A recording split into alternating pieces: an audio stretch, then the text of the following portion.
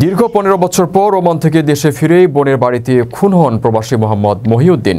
২ সপ্তাহ আগেই সেই হত্যা মামলার প্রধান আসামি শেখ ফরিদ ওরফে শরীফকে অবশেষে গ্রেপ্তার করেছে র্যাপিড অ্যাকশন ব্যাটালিয়ন র্যাব। শনিবার চট্টগ্রামের পাহাড়তলী থানার উত্তর কাট্টলী এলাকা থেকে তাকে গ্রেপ্তার করা হয়। সম্পর্কে নিহত মহিউদ্দিন আসামি শরীফের স্ত্রী বড় ভাই। র্যাব জানায় ৪ বছর আগে ভিকটিম মোহাম্মদ মহিউদ্দিনের বোনের সাথে বিয়ে হয়েছিল শেখ ফরিদের। বিয়ের পর থেকে পারিবারিক বিভিন্ন বিষয়ে তাদের মধ্যে বাকবিতণ্ডার সৃষ্টি হয়। তবে বোনের সুখের কথা ভেবে বোন জামাই শেখ ফরিদকে ১৫ লাখ টাকা দেন মহিউদ্দিন। দেশে ফিরে সেই টাকা ফেরত চাইলে ফরিদ ও তার পরিবার টাকা দিতে অস্বীকৃতি জানায়। গত ২১ ফেব্রুয়ারি রাত ৯:৩০টার দিকে মহিউদ্দিন বোনের শ্বশুর বাড়ি গিয়ে ১৫ লাখ টাকা দাবি করলে বাকবিতণ্ডার এক পর্যায়ে তাকে কুপিয়ে ও পিটিয়ে আহত করে। উদ্ধার করে পরে মিরসরাই স্বাস্থ্য কমপ্লেক্সে নেওয়া হলেও কর্তব্যরত চিকিৎসক তাকে মৃত ঘোষণা করেন।